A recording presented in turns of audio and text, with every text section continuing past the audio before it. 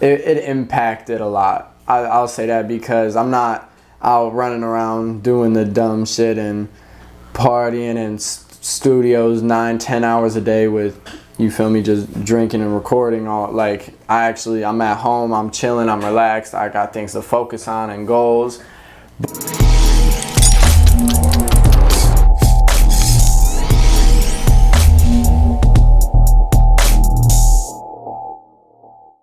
So we are on Colin's Conversations. I always let the guests introduce themselves, let everybody know who you are, a little bit about what you do, and kind of how you got into the seat you're in today. All right, what's up, man? My name's CBG Bxndz, 17-year-old artist from Cleveland, Ohio. I also dabble in a little videography and photography. I'm grinding and hustling and hoping is really how I got where I am today to talk with you. You say that you make music. What type of music do you make? Mostly more of the hip hop and rap, but I've been trying to get a little more into rock music, maybe a little more screamo. Gotcha. Yeah. So music sounds like it's kind of like an expression thing, not just something that you're trying to hop on whatever is popular. No, yeah. I've been making music for so long that it's a part of me. If I go a day without listening or making music, then I'll go crazy. What's your first music memory? My uncle, he's a rapper too. He's the one who got me into it. I remember my mom playing one of his old mixtapes in the car when I was like 4. And then after I memorized those songs, it was over from there. And before we ask too many questions, let's go. In order for people to get on the show, they have there's a little process. Kind of make it a pain in the ass to get on the show, honestly. But that's how we get good guests and weed out the people that really aren't going to help promote the show. But to do that, we kind of get both video questions and questions off of Instagram. So let's go through a couple of those. We've got, if you were trapped on an island, could you only listen to 4 albums, what would they be? That's actually my uncle right there. 4 albums? Who's E-Ray? Woulda, Coulda Kid. I got his shirt on right now. That's my man. He's one of the best ones I know. And I don't even know. I would have to have a little bit of everything, like a few Disturbed albums in there. For the rock part of me, I might have to throw some like 2 Cups by Young Pappy in there. It's just too many for me to count. We got Josh Cost, is that right? Yeah. This was going to be one of my questions, so we'll let him steal it. Tell us about how you got your artist name. I was actually locked up, and I was making music before then, but I wasn't really taking it as serious. And I was sitting there like, all right, I really got to take it serious because I ain't doing shit with my life as of right now. Mm-hmm. I'm just sitting here wasting time. And I was messing around with a lot of like dope boys and stuff, and I was like, I got a coke boy grind. I don't sell coke, but I got that coke boy grind. Mm-hmm. So that's where the CBG came from. And I know a few other people in Cleveland have CBG, but that's mine. That's my own. I'm the only one of my class who has, and it's not to do with like selling drugs or nothing like that. It's like the grind and the mentality and like just the want to win. And then bands came naturally because that's my #1 goal. I could really survive with just money. I don't need fans, even though I love my fans. That's all me. That's my main goal is bands. I take care of my people who took care of me. The more money you have, that's the more music I can put out. If you feel me, like the more videos I can put out, the more conversations with people like you I can have. Right. That's what rules my world is money. And what made you want to spell it the way that you do? I wanted to be different, so I was thinking of different ways to do it. And once I got out, I remembered Rushy Bxndz, who's a huge Cleveland artist, and I was like, I don't want to be copying him, but I really want to keep my name Bxndz. So I was like, all right, I'm gonna spell it different than him because he's up there. So if anybody was to see the name Bxndz, they're instantly thinking Rushy. Right. So I'm like, I gotta spell it different because I don't want to copy him, but I really, really need this to be my name because this literally is my life in small text. Right. Yeah, that's about it. And before CBG Bxndz, you were Yayo Bobby, right? No, that was my Facebook name. Uh-huh. That's kind of just like a Coke boy grind. Right. Yeah, it was like a little joke that my friends would like call me and joke around with, but I never really used that as like a stage name. Gotcha.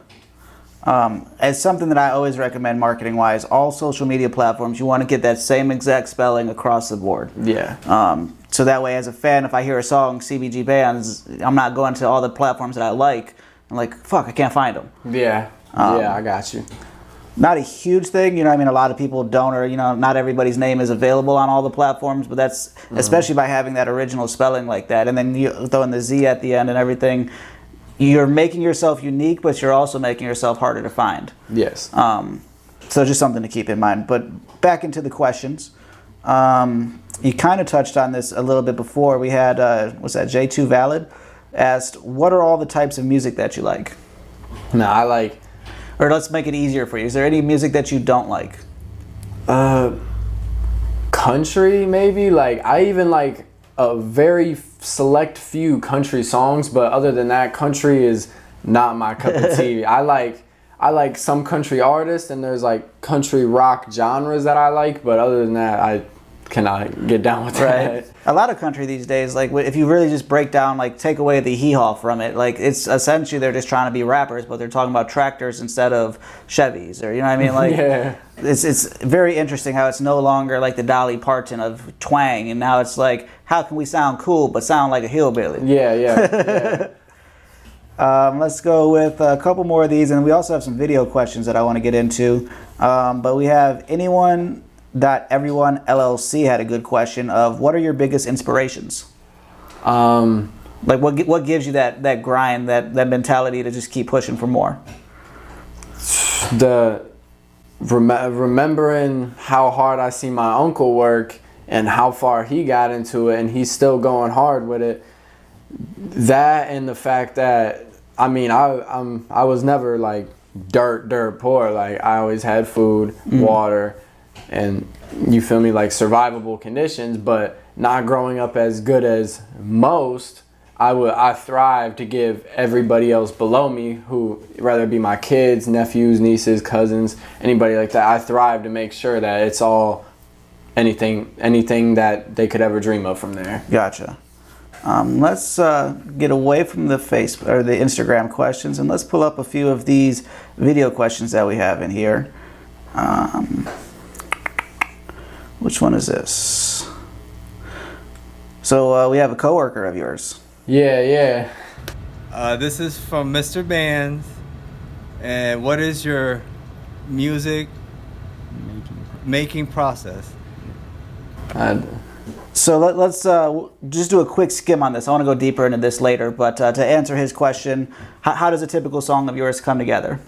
I'll find a beat, whether it be from 7-Eleven, my dude in Germany who makes our beats. Shout out to him. And whether it be from him or somebody else, I'll find a beat and I get inspired, and I will not stop, sleep, or do anything else until I finish that right there. And then from then on, it's just booking, studio, video process. Gotcha. You always go to a studio? You don't do like any home recording? See, I have home recording equipment. I'm not the best at using it, and I refuse to put any music out there that isn't top quality, in my opinion. So I set that to the side, and I go to Signal Flow Studio. Shout out to Signal Flow. Where's that at? It's over by Steelyard. Okay. Yeah. Our next question from Brooke Marie. This question is for CBG Bxndz. Does school interfere with your music? So does school interfere with your music? Since COVID, not really. I mean, I'm a senior now, so I gotta like focus a lot harder to graduate, but COVID helped me out a lot with school. But before then, yeah, school was messing me up bad, because I can't book 6-hour studio sessions at 12 at night, and because I gotta go to school in the morning. I can't go here and listen to music and write this because I gotta wake up for school in the morning and then go to work. Like, school really messed me up a lot and put a slowdown on me. But now that COVID's happening and everything's online, it's so much easier for me to do those things. I can do my homework while I'm at the studio. Right. My stepdaughter, that's how it was at the end of last year, and now this year it's awful. She has to like check in on time to get into class and like sit and watch the lectures and everything. Yeah. That would be so boring. Like I loved online school in college, but like if I had to sit through high school or middle school and like watch the teacher and check in on time, like I'd be like, no way. See, I don't. See, my school doesn't really do that. I go to Old Brook. We don't really do that. They just they're like, hey, do this, and do this, and then send it back to us. I'm like, all right, cool. Right. Which to me, that makes more sense. I mean, that's how, like, me when I work from home or anything like that, like, Yeah. I wake up, I know what I got to get done in a day. I don't have to do it all by 4, but if I want to take the night off or tomorrow off, I got to do more today. Like, Yeah. that to me, that's actually training you for the real world. Yeah. Our next one we got from Hannah. For CBG Bxndz, just wanted to know, how does your relationship impact your music? So that was a quiet one, but you're on the spot a little bit. How does your relationship affect your music career?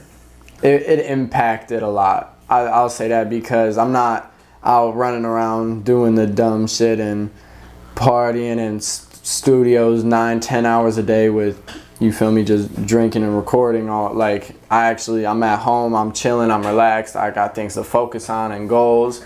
But it definitely has opened my eyes to a new, I don't know what the word is, maybe like vocabulary, maybe like new feelings or flows that I can experiment in with music, because now it doesn't all have to be about what it used to be, everything that I used to be rapping about. Now I can open up about my feelings to her and put those in songs, or when she makes me mad, put those in songs. That's only being fair though. I mean, it's not all happy times. You gotta make happy music, sad music, mad music. Yeah, of course. And the last one from the video thing that we're gonna do, what do we got here? When he first sent this to me, I saw the t-shirt and I was hungry for wings for like 3 days, by the way.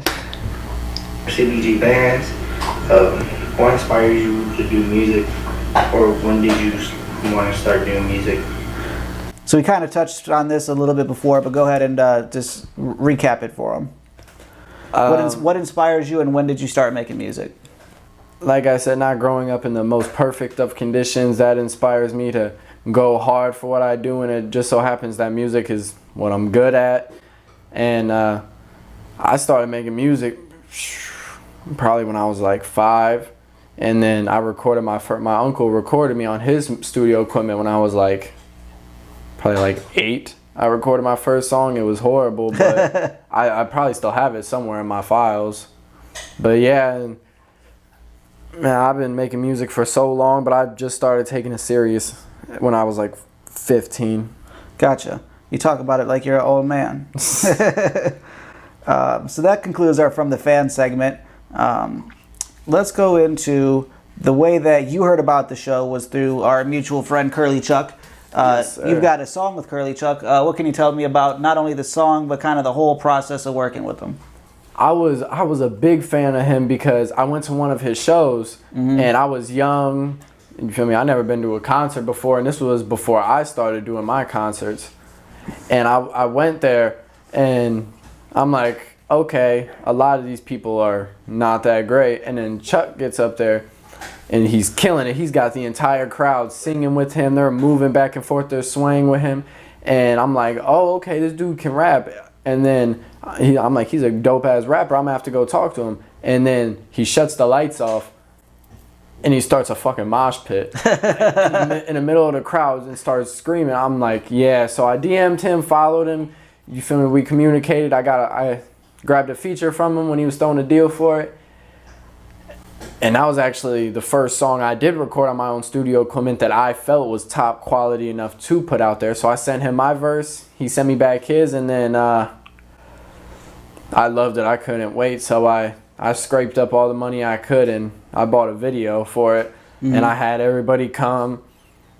We had a blast. That was one of the funnest videos I ever done. And it was, we kicked it on the west side for like 3 hours, just shooting a video and going crazy. And nice. That video is blowing up. I mean, it's 2.2. It is probably one of the most I've gotten out of all my videos, and a lot of people love that song, especially his part, like his like flows with it mixed with my little grittiness. It was a perfect combination. Yeah, I always feel, I don't know if feel bad is the right word, but like when the feature act just completely steals the show. Yeah. You're like, and same too, I was thinking, like you said, you got to deal on the verse, and I know what Curly charges, and it's way undervalued. Oh yeah. For what he's putting out, what he's charging for verses, I mean, it's double, triple it. He could easily. But I mean, like you said, he had 4 different flows throughout it, and I don't know if you've noticed, if you've been a fan of Curly for a while, he's got that one ad lib where it's almost like he kind of clears his throat, and he does it in yours. When you hear that, you're in for some shit. Like, he doesn't do that in every one of his songs, but like as soon as you get, it's gone for the next 2 minutes, however long that verse is. He just gets into this headspace, and it's just gone. That dude is a different breed of artist. Yeah, he's a legitimate artist in the same way that he's not just that lyricist, but like we were talking about, he's got a project coming out soon. He taps into feelings, taps into psychedelics, taps into emotion, or he'll go do a hood video with you, and then he'll go put out Gucci shoes. You know what I mean? Like he's got the full range of spectrum for sure. That man is something that I wish to be within my lifetime. That is. Well, you got the face tattoos. You guys got that in common right now. I actually got my face tattoos before he did. Yeah, he went all out. Like within like a month and a half, he had like 3 of them. Yeah, I'm cool with the one. I don't plan on getting no more anytime soon. Yeah, I saw him the one day after he got all of those, and I was like, looks like you have to be a professional rapper now. Like, you've cemented that you will make it, and I mean, everything he's done since the face tattoos, he's blowing up. And you mentioned that you, I'm trying to find the name of it. The people that you made those, the video with Curly Chuck, who was the people that did that video? Back Alley. Back Alley. I couldn't come up with it to save my life. How did you get in touch with them? Tell us a little bit about Back Alley. It seems like they do quite a bit with up-and-coming artists and really good video production. Yeah. How did I get it? I think I was. It was like my first week when I was out, and then I went to the studio and recorded some songs, and then I got some video shot and stuff. But after that, I don't even remember what happened to my original cameraman. So I was like, man, I gotta get some more camera people. I hit them up, and they was like, yeah, that'd be sick. And then I built a relationship with them, and I was actually just talking to him the other day. He was asking me about any new projects and stuff. They came to one of my shows to shoot a video where I was performing at. The video was Forrest Gump, and they gave me, I spent so much money with the dude. He started giving me t-shirts, started checking up on me. Like, those are all around great people. Back Alley is for real like the way to go if you're an up and coming artist. How does the creation with them happen? Is that kind of, they have everything, the idea, the equipment, and you just kind of show up and play your part, or do you kind of put in the artistic vision for it? How did those come together? It's a little bit of both. Like, specifically this one, me and my man already had the idea of it, but obviously we've just like starting being in like videography. Right. So, you feel me? We need them to put their little pizzazz on it. Right.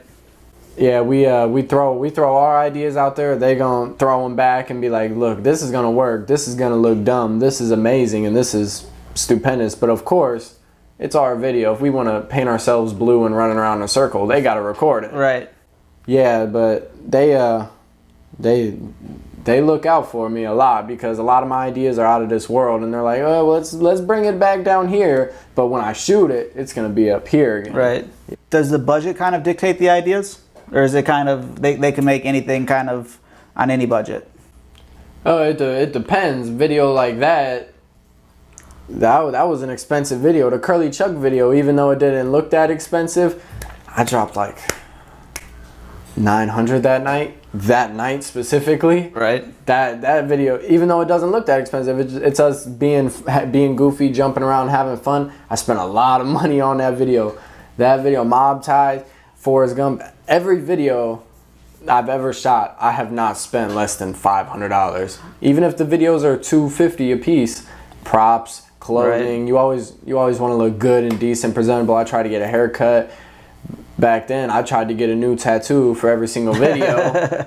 And I did do that for a while, so I was dropping a lot of money on videos. And budget, it matters, but the bigger your budget, the better you're gonna look. You want to be a mainstream artist, you gotta have that mainstream budget. Absolutely, and I'm glad that you touched on that because that's an area where me as a marketer, I mean, it's amazing to me how many people don't value video creation or interviews and things like that, but yet, like we were talking before camera, I'm going to sit down here with you for an hour, hour and a half. We're going to make a bunch of footage. I'm going to spend a full day going through all that stuff, editing. So when people are like, well, how come it's going to cost me X amount of dollars for a project? Well, they only see that hour and a half they were there on camera. Yeah. They don't see how long it took to put those effects in, or you know, take everything and get the, like you said, the props. Yeah, I mean, props, it's lights, it's cameras, it's microphones, it's cameras, it's this nice little thing from Menards. We're going to have a link for that. You know what I mean? But like, it's all sorts of things of this one little prop here completely changes this whole room. And you're like, oh, it's a little fireside chat now, opposed to I could put a card table here and oh, they got cards. Like, making that set and putting the right lighting is why you hire the professional. Like you said, you know how to make the music, you know how to do that part, you have a vision, but you need to put the right people in place to get things. And then once it's done, a lot of people also don't think, maybe I should market this online. Exactly, yeah. I mean, and you always got to be willing to learn. Like, now, after I've shot so many videos, I know I can't say, hey, I'm going to go stand in front of that tree, but I want you to put tigers and aliens and spaceships fighting behind me, and I want to look like I'm 6'4" and 300 pounds. Like, obviously, like, I know, like, where to limit my ideas. You would not believe how many accounts with like 200 followers, 300 followers at most, they're like, yeah, man, it's like $100 if you want us to interview you. I'm like, what? But that kind of goes back to the same thing that we were talking about. They're looking at it as they're taking their time. They need to make something for their time. See, I was going to be their first artist to do it. And then that's where they're fucking up. Yeah. Because technically, I could get away with charging that $100, $200 to have something like this set up, without a doubt. But the difference there is I'm not doing that out of the gate. I've got 72 people before you, and I'm building up that repertoire of, like we were saying when we were off camera, this show isn't about, because I mean, on Instagram is my best following. That's about 2,500 followers. That's a lot. But the fact that a lot of those people actually fuck with what I do instead of just follow, I hate that. Like you were saying, the people with the 100, 200 followers, I get so many messages from those people. Hey, if you want to build your following, I've got 10 times what you got. Why are you telling me how to build it? You gonna help me? How are you going to help me with that? You know what I mean? So that's where I'm like, get out of here with that. Like, I don't need your help to build a podcast. You got 300 views. Yeah. I got 300 views on a clip I put out yesterday. Yeah. You know what I mean? Like, that's what I compare it to. It's like an artist who's never dropped a song, but they're like, I swear I can rap. Give me $100 for this feature, and I swear it's gonna be good. Like, right. I can't take your word for that. You, on the other hand, you have, what'd you say, 75? You'll be in the 80s once you come out, 80s. You have 80 other people I have a catalog who got your name stamped as the guy to talk to get your name out there, to get everything on the table that people don't know. And that's where a lot of people, like we were saying again before, we wasted so much good footage not on camera, but it happens every time. But it's not about being that overnight celebrity. Like, this is towards the end of year 2 of me podcasting. But when I look at episode 1, episode 2, I'm sure it's the same as when you're looking at those recordings from when you were 14, 15. You're like, all right, I see why I did that, but I also see how much I've grown in every episode to where, you know, before it was just that camera there. Then I got the real camera. Then I got lights. Then I got mics. Like, you learn as you do each one. Yeah, piece by piece. Piece by piece what you need. You can't come out the gate, you know. And I'm not saying that everybody should work for free their whole lives. By no means do I say that. Yeah. But if you don't have firm credentials, you need to make it up and work. The same way, like you said, you got the Coke Boy grind. I fully understand what that means because, like you said, I'm not a dope boy. But I wake up at 7, 8 in the morning. I'm not going to bed till 11 or 12, and I'm trying to make progress on whether it's renovations, whether it's business, whether it's podcasts. I need to make slight steps forward in all those areas every day, or I'm like, well, I'm not going to bed. I didn't make enough money today, or I didn't fix enough things. I didn't make a video today. Like, you have to keep yourself accountable. And that's where a lot of musicians, you always hear about the broken, starving musicians, but 99% of you guys don't even have any ability to sell your own things. Which brings us to a fun part. I haven't seen an actual website for you. Why don't you have a website? Put them on the spot, everybody. I'm not that techie to know how to do it, how not to do it, if this website is going to take this much money for me and just give me this bullshit website that I could have done myself. I'm not too good with that. I send my emails and I text people and I get in contact with people. That's about it though. I'm really looking for a team to help me build things like that specifically. And you brought up a really good point. A lot of people can make their own website. A lot of people can't. And a lot of people just don't have the time or the want to learn how to do it. Yes. But as an artist, for $25 or less a month, you could have a website that features everything you've ever done and sell music through it. Okay. It's something that almost every episode that you hear with a musician, I'm preaching this shit to you guys. Because as a marketer, it makes no sense why you're saying, hey, go to Spotify, stream my song on Spotify or iTunes. They give you 0.00004 cents a stream. Mm-hmm. I can't figure out how, you need like 250 of them for $1. But if you were to make your own website, sell each song for 50 cents, say, hey, go support my website, CBGBxndz.com. 50 cents every Friday, we got a new song, or whatever release schedule that you want to do. But instead of promoting Instagram, instead of promoting all these big names that you have no ability to figure out how your shit is coming up in their algorithms, you could be going really hard on Twitter and be nowhere. You could go real hard on Instagram and be nowhere. But if you're sending people that are really following you on those sites to whatever website you have, you control what that website looks like, the user experience on it, and then you could also track the information where you can't with what you're doing currently. I'm gonna look into that as soon as I leave here. Absolutely. Luckily for you, you know a guy that makes them. ColinCanHelp.com. I do hosting, I do websites, I do all that. By all means, have a website that you could sell not only your music, but then throw some t-shirts up there. You can use sites like teespring.com. Have you ever heard of that? What's nice about Teespring is I use it. That's actually where this shirt came from. Okay. But I don't have to carry any merchandise. I could design all my shirts, towels, mugs, everything, and then put it on one of their stores with your own personal URL. And then once people buy it, then they print it. So it's not like you got to buy 100 mugs or 200 t-shirts in order to get a decent price. You put it up there, you set the price, and when people buy it in 3 days, they print it and they ship it out. You don't even touch it. So just things to think about. You know what I mean? It's those type of things that, like you're saying, you've figured out at an early age that you need to invest in yourself in order to get to a bigger step. Yeah. So you need to also find that way to collect that information, to get some product sold, to then bring that money in, to then turn it into song, to video, and go all around.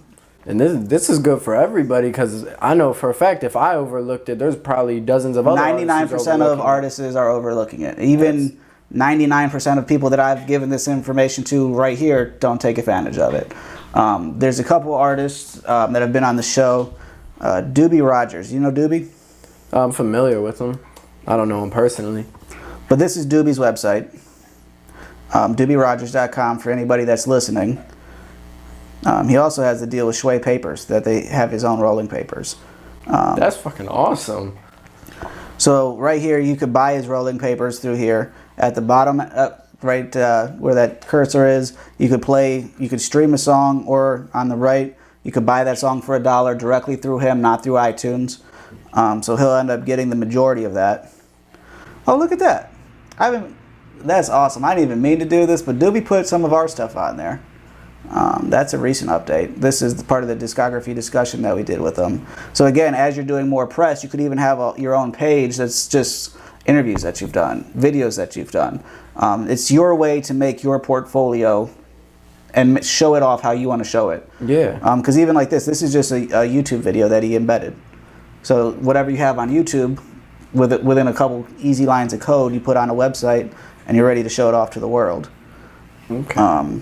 But yeah, so that's just a basic, and I mean that's a very, very plain and simple website, but it gets the job done. And it also, you could go up here to albums, stream all of this through his website, and you could also buy it all through his website.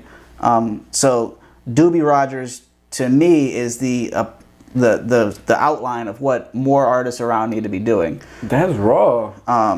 Because then you take that and then you kind of collaborate that into your social media stuff that you're already doing, and then it's no longer about go check out my new post on Instagram. Now you post on Instagram, kind of like how I do. Hey, new post at colinsconversations.com. So that you're getting their attention, and then through a link in a bio or however on different platforms, you then send them to your thing. Where a lot of people are like, well, I don't have 25 bucks to throw at a website a month, but look at how much stuff that you could do to make that 25 and then some back. Yeah, for some, $25 seems like a lot, but for that to invest in yourself and you get all stuff like that. And like I said, this one is a basic thing. Yeah.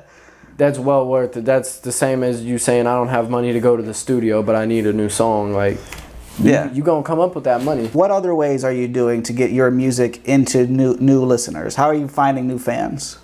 I've really been wanting to do this a lot. I'm sure I'm not the first one to do it, but I've been thinking a lot about getting business cards, right? Mm-hmm. Like double-sided business cards, having email, Instagram, phone number, picture of me on the back, YouTube, all that, links to everything, name, and I'm literally gonna buy like 500 to 1,000 of them and walk around busy places and just set them everywhere.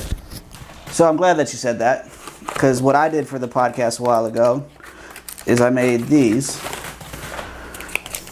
Give you a couple of them.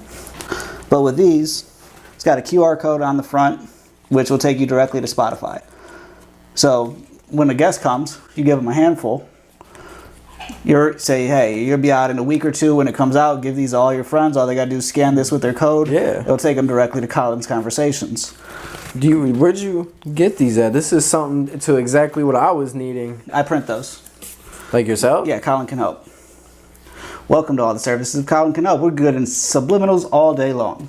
Colin can do everything. So yeah, like any type of cards, or like the plastic cards I made for Twisted Willow Fabrication, which, being a guest on the show, you're a little bit young, but you get one of these. That was made by a metal fabricator in upstate New York called Twisted Willow Fabrications. I can open it now? Yeah, open it up. So that's a exclusive Colin's Conversations bottle opener. It's made in, I think it's 14 gauge steel, but it's stainless steel. You can leave it outside and it won't rust, it won't bend, it won't do anything but open your bottles perfectly for you. That's awesome. I'm glad you like it, but we'll also talk once we get done with this about making you some business cards and stuff like that. Of course. And with all the Colin can help, that's where I was going with that. I'm not an exact expert in anything, but I'm pretty fucking proficient in just about anything that you need. Yeah. And I mean, that being an entrepreneur, you kind of have to be able to do everything, or you have to be able to pay everybody for everything. I was never a video editor until I started the podcast. And each week I get a little bit better with learning how to do different effects, or how to set up the lights, how to set up the cameras. Yeah. But I wouldn't have got better at this if I didn't do it 80 times. You know what I mean? Yeah. So it's just all getting outside your comfort box. But what other things, you mentioned the business cards, I mentioned the website. What other ways are you trying to get your music into, you said you were doing short film soon, is that right? Yeah, I'm trying to direct my short film. I'm starting casting pretty soon. I have everything ready except for the cast. Mm-hmm. And I've invested so much money in equipment for this. Even if it flops, if this is my only one, mm-hmm. I think it's really something that I enjoy and that I think I really need to get into, that to not only help me like with my videography career, or like let alone just make me happy, like something cool for me to do. Exactly. I'm the same exact way. When you're looking for actors, the guy on the screen here is DeAndre Bush. I don't know if you've ever heard of him. His artist name is Visq, V-I-S-Q. He was on the show. But he is pretty well throughout the acting agencies and the acting world. Okay.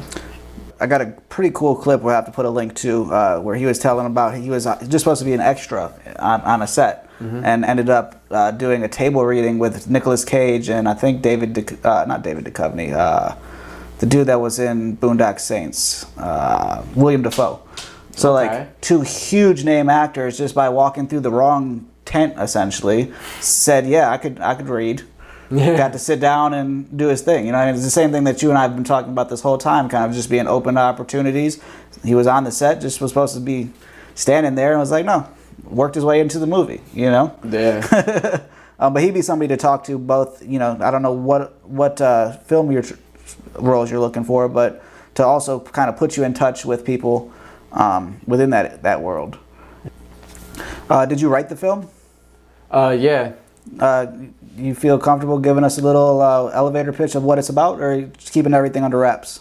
I'd rather keep it under wraps right now. I can tell you that I went for horror and ended up with suspenseful and thriller more than horror. Gotcha.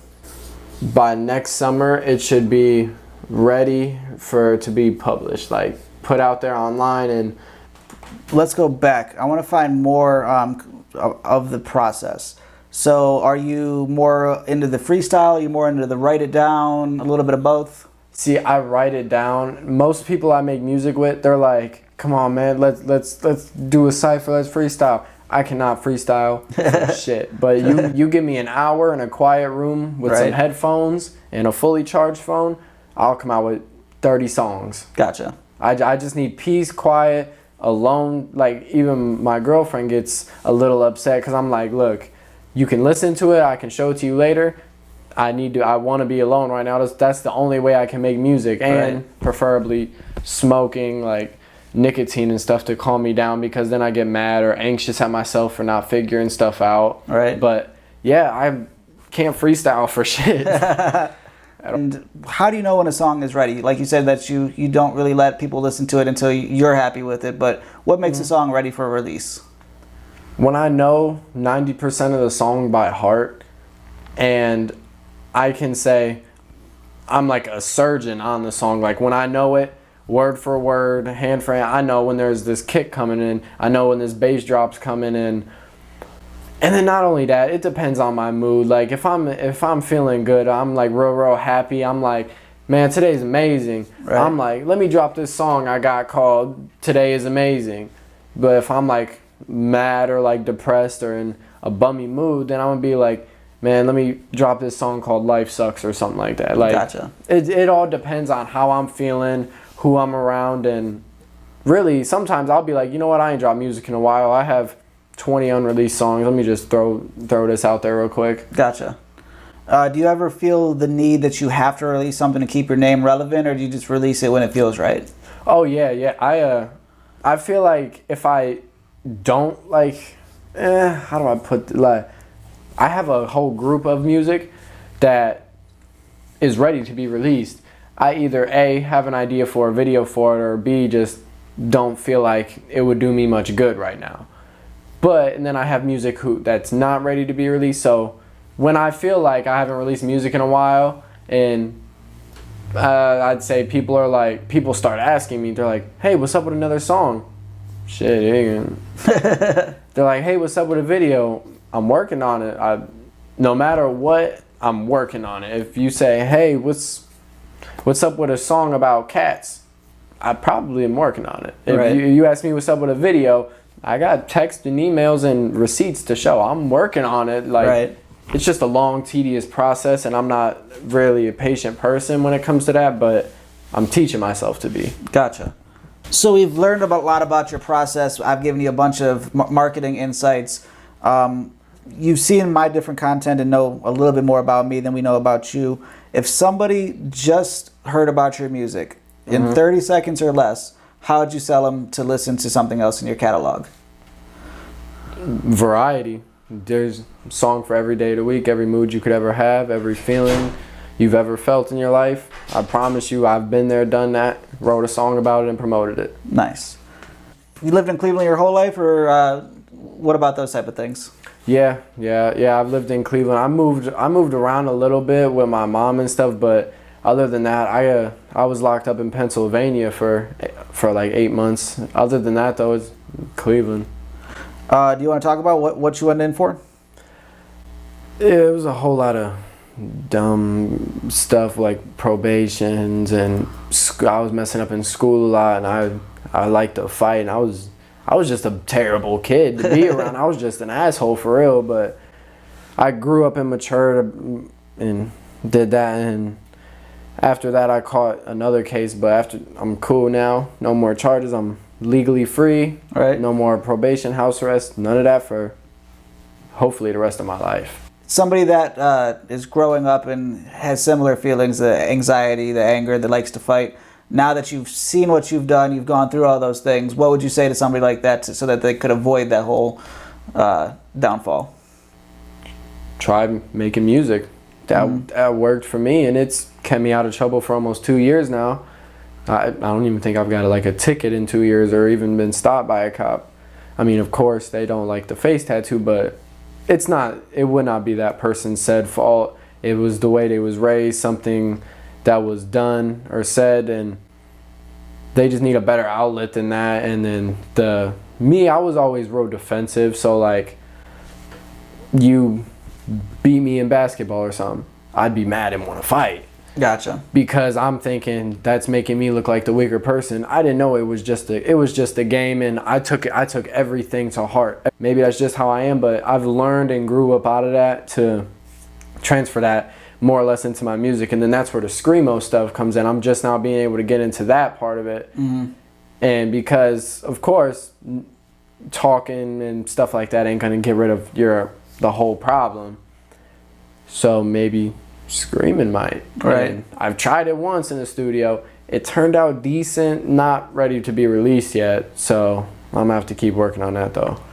As somebody that is using music as a creative outlet to really get his feelings and emotions out, that also has a history of really not reacting well to any bit of criticism. Yeah. How's that working out for you with the internet comments and the internet trolls? It's actually surprising. Within the last year, I've learned to, when people be like, this shit sucks, I'll be like, at least you gave it a listen before you judged. Right. I say that to at least 100 people a week. Last year, every time somebody said this shit sucks, I'd be like, go choke and die. Like, you suck. You don't know good music. Like, I understand now. I've heard it all my life. Hey, some people's gonna hate you. Some people's gonna love you. You can't always have them one way. Up until this year, I just now realized, like, there's really gonna be people out there, even if I make $1 million, sell 1 billion copies, there's still gonna be people out there who absolutely hate my music. Right. And there's nothing I can do about it but tell them to kiss my ass and right. And go maybe go find another song. You might like another song. Absolutely. You mentioned that police don't like your tattoos. I definitely want to get into a quick little thing about tattoos. When was your first tattoo and what was it? It was the family with the skulls, the 3 skulls, because I got 3 brothers, and I got the 2 roses for my 2 sisters. I got this when I was like 15. Backyard tattoo, you get a permission slip. How'd that go? No, I was allowed to go get it. I think the only one I wasn't allowed to get was this one. That's the one I got my ass beat for. Gotcha. Yeah, but other than that, yeah, they agreed with them all. None of them was really bad. I got my chest done. You got a Cleveland skyline or something there, right? Yes, sir. Yep. And let's go through a little bit of the meanings of a couple. So you mentioned right here we have family that we're representing, brothers and sisters. Yeah, I got What about the lion with the crown? What's that supposed to symbolize? That's just, it's got a lot of like meanings to it that really people wouldn't understand unless they are me. Mm-hmm. But I feel like this is something I had to get due to one of my uncles passing, and you feel me? He was like a king, like the way he would carry himself, the way he would talk. Not only that, like I feel like nothing is prideful and loyal like a lion. And I'm not even a Leo. People think I'm a Leo when they see this. I'm like, no, I just feel like it's a dominant animal, and I like needed it to be on me. Pretty soon I'll probably get like some lion paws somewhere on me. But gotcha. I got the praying hands from my grandfather that passed away. I got MBK for my brother's keeper, and then I'm gonna get MSP up here for my sister's protector. Is that a ninja star? Yeah, me and my brother and my girlfriend wrote down a whole bunch of ideas and threw them in a hat, and we picked them out, and we got it tattooed. I got this. My brother got the yin yang symbol on his chest, and my girlfriend, she got the corona the emoji that has the mask on. She got that tattooed like this big on her ankle. I got the old shitty house jail looking tats. Did you get that in jail? No, I got this at a house, but it looks like I got it in jail. Fucking fucked up lines, backwards letters, all that. And then I got my bicep down here. It's a Bible verse, or what do we got there? Yeah, do not be afraid of those who kill the body, but cannot kill the soul. Rather be afraid of the one who can destroy both body and soul in hell. That's deep. And I got the skyline. You got grateful? Yeah, I got grateful. And then I got The no love, obviously. So obviously the no love we got to cover a little bit more. What made no love that big of a phrase that you said, I'm going to put that shit right under my eyeball? It was at a bad point in my life, and I don't regret it. Everybody asks me if I regret it. I do not know. I don't want to get it covered up. It's staying. It's more of a, it's more of like a no mercy type of thing. Like I feel no remorse for anybody who has not did anything to benefit me or care for me or help me out. Why should I care about this person who was bashing my music just because they're another human? I have no remorse, mercy, or feelings for anybody who is not close to me, loving to me, or supporting me. Gotcha. And of all of those, I did a segment with this with tattoo artist Ove Mendoza, which I highly recommend you check him out. He's out of Akron. Ove is doing some crazy things. But what body part hurts the most to get tattooed for you? Because I've learned that it's completely different to everybody. I mean, I'm a skinny guy, so my chest hurt real bad, especially in the middle. But right here, close to my armpit, oh man, that shit was bad. A lot of nerves in that area, I'd presume. Yeah, I was worried about my hands. I got both of them done at the same time.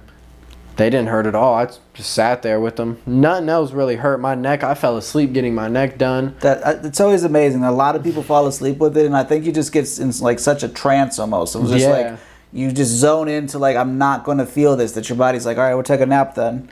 My eye, underneath my eye right here, people don't believe me when I say it didn't hurt. I promise you it did not hurt. The only bad thing about it was where his hand was shaking with the machine, he had to put his hand like on my eye. So I couldn't like close my eye because he had like my eye lid like this tattooing. So it was just uncomfortable like wherever his hand was. But yeah, I mean, none of it really hurt besides my chest and up here. Nice. I just pulled up some of the Ove Mendoza work. Oh, he's clean. Yeah, Ove is not only an amazing artist, but he was a great guy to talk to. Check out his episode if you haven't. He calls himself the cover-up king. I'm trying to find some of his cover-ups. I might need the cover-up king to touch up on my hand. This one's nasty right here, that little double skull face thing. Oh, yeah.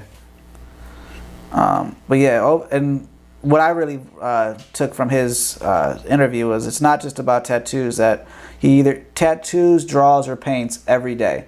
So that if you come to him and you need a face done, he's drawn enough different faces that he could put just about anything together. But yeah, stand-up dude all the way through, and as you can tell, his work is clean, solid, professional. But if you want any of his, you got to get in line. It's like a year wait or something crazy.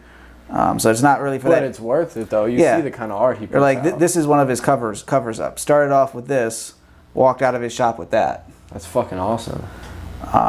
Yeah, Ove Mendoza, definitely check him out. Is there anything about you or that you do that we haven't covered that you think we should cover? I mean, no, we covered basically everything. We tapped into my photography and like short film type ordeal, my music a lot. So then if we hit everything, we'll wrap this up. I'm going to get up and rearrange that camera just a little bit. I call this the digital soapbox, where you get 1 minute to end the interview on any way that you want to do, whether you want to go promotional, inspirational. It'll make for a nice little Instagram clip, but also kind of send people off in whatever way that you want to go. So let's take this. Hey, what's up, man? CBG Bxndz. I just finished up my Colin's conversations, and it was amazing, man. Shout out to E-Ray for the shirt. You got more merch coming soon. I got a few singles coming, but I'm definitely working on this short film, and I'm definitely going to be putting out an EP before the year is over. I promise you, it's coming soon and fast. And then I got a clothing line called No Love, No Hope. Be on the lookout for that.